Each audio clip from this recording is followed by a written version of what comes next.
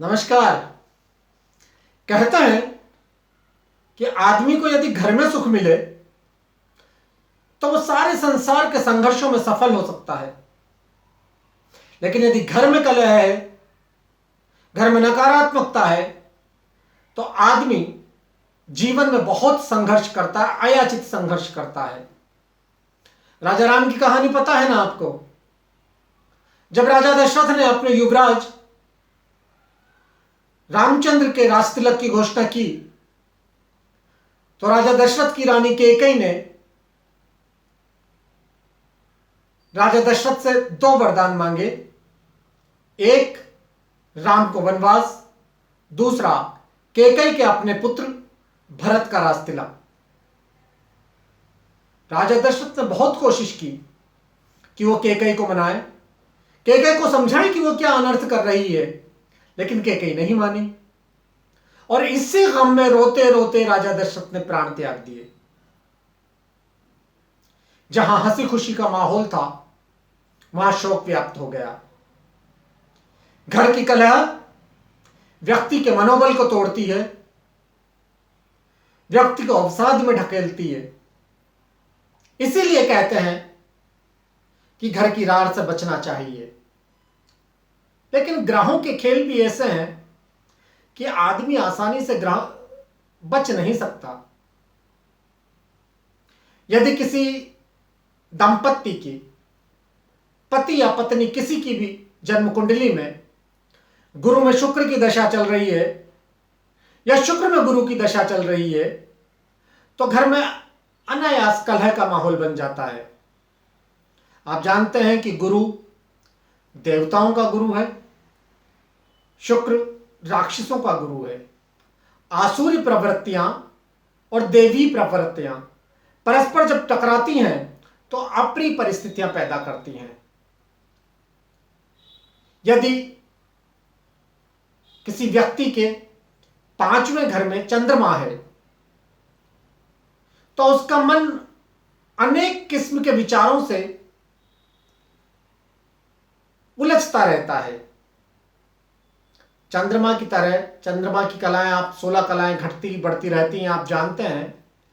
तो ups and downs उसके विचारों में, उसके मनोबल में आता रहता है। वो चिड़चिड़ा हो जाता है और ये चिड़चिड़ापन उसके व्यक्तित्व में, उसके स्वभाव में नकारात्मक प्रभाव डालता है और इसका असर गृहस्थी पर पड़ता है। मित्रों, जिन जातकों को चंद्रमा की इस स्थिति के कारण नकारात्मकता का सामना करना पड़ रहा है, उन्हें सुझाव है, उन्हें परामर्श है कि वो कभी कभी अपने जीवन साथी के साथ किसी पहाड़ी स्थान पर हो आए, किसी पहाड़ी स्थल पर हो आए। अगर घर के आसपास पहाड़ी स्थल नहीं है, हिल स्टेशन नहीं है, संभव नहीं है अभी वहां तुरंत जा पाना, तो घर के आसपास शहर में जहां कहीं भी नदी है, तालाब है, झील है, किसी जल स्रोत के पास में जाए और थोड़ा सा समय साथ साथ व्यतीत करें। आप देखिए कि आपके घर में शांति का माहौल स्थापित होने लगेगा। साथ में घर का राहु भी अक्सर हमें परेशान करता है। साथ में घर का राहु, कहते हैं कि राहु जहां बैठ जाता है वहां से अलग करता है, वहां के सुख से अलग करता है। और सातवां घर हमारे गृहस्थी का, हमारे दाम्पत्य जीवन का कारक है। तो सातवें घर में राहु के कारण जिन जातकों को परेशानी होती है, जिन लोगों को परेशानी है, किसी अच्छे पंडित को वो अपनी जन्म पत्र दिखा लें। और अगर गृहस्थी की परेशानी का कारण सातवें घर का राहु है तो एक छोटा सा उपाय करें। एक चांदी का लोटा लें, उसमें गंगा जल डालें, एक चौकोर टुकड़ा चांदी का डालें और लोटे को पूरी तरह से सील बंद करवाकर अपने घर में कहीं भी रख लें। उनके घर में शांति का माहौल बनेगा। घर में अगर नकारात्मकता है तो हमारे स्वभाव में चिड़चिड़ापन होता है और वो चिड़चिड़ापन हमारी गृहस्थी पर प्रतिकूल प्रभाव डालता है। उसका एक बहुत आसान सा उपाय है। पहले नियमित तौर पर, फिर हर शनिवार या रविवार को अपने घर में नमक के पानी का पोंछा लगवाइए। घर की नकारात्मकता दूर होगी तो परिजनों में अच्छे संबंध बनना भी शुरू होगा। जब मंगल होता है, मंगल के कारण गृहस्थी में तनाव होता है, तो ऐसा तनाव अक्सर ससुराल पक्ष के दूसरे लोगों के कारण होता है। अगर आपको लगता है कि ससुराल पक्ष के किसी व्यक्ति के कारण आपकी गृहस्थी में तनाव बने, तो आप मंगलवार को हलवा बनाइए, मीठा हलवा। उस हलवे का भोग हनुमान जी को लगाइए और उसके साथ पूरे भोग को प्रसाद समझकर खुद भी खाइए, जीवन साथी को भी खिलाइए और परिवार के अन्य जनों को भी खिलाइए। राहु के साथ अगर शुक्र का कोई संबंध बन रहा है तो विवाहेतर संबंध विवाद का कारण बनते हैं। ऐसे में राहु का उपाय करिए, चींटियों को चुग्गा डालिए, भैरू जी को पान का बीड़ा चढ़ाइए, किसी कोढ़ी को दान करिए। राहु के साथ यदि चंद्रमा का संबंध बन रहा है तो परिवार में विवाहेतर संबंध के शक के कारण तनाव का माहौल बनता है। ऐसे में अपने चंद्रमा को मजबूत करिए, ध्यान करिए, अनुलोम विलोम करिए, दृष्टिबाधित लोगों को खाना खिलाइए। देखिए आपके परिवार में शांति का माहौल बनेगा। आप एक काम और कर सकते हैं, अपने शरीर के किसी भी भाग से कुछ लौंग ले लीजिए और उन्हें अपने शरीर के किसी भी भाग से छुआइए और उनको पाउडर बना लीजिए। पाउडर बनाकर वो लौंग का जो पाउडर है अपने जीवन साथी को चाय में या दूध में पिलाइए। देखिए कुछ दिनों में स्थिति में अंतर पड़ेगा, खासकर तब जब आपको लगता है कि आपका जीवन साथी आपकी तरफ बिल्कुल भी ध्यान नहीं दे रहा है।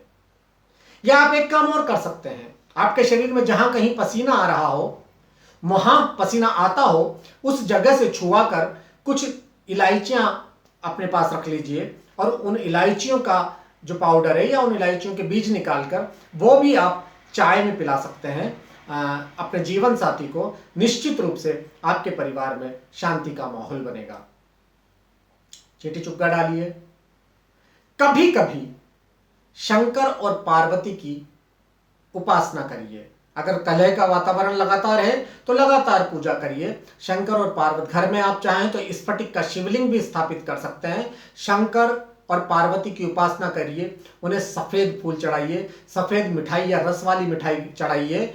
ओम पार्वती पतिये नमः इस माला का जाप करिए और देखिए किस तरह आपके घर में शांति का माहौल स्थापित होने लगता है। आप दोनों के बीच परस्पर प्रेम के संबंध बनने लगते हैं। प्रेम व्यक्ति को पंडित बना देता है। कबीर ने कहा था, पोथी पढ़ पढ़ जग मुआ, पंडित भया न कोय, ढाई आखर प्रेम का पढ़े सो पंडित होए। लेकिन प्रेम के इस रिश्ते में जब शंका आती है, आशंका आती है, तनाव आता है, जिद आती है, तो कलह पैदा होने लगती है। अपने आप से पूछिए, कहीं आप इस तनाव के दोषी तो नहीं हैं, और यदि हैं तो उसका समाधान करिए।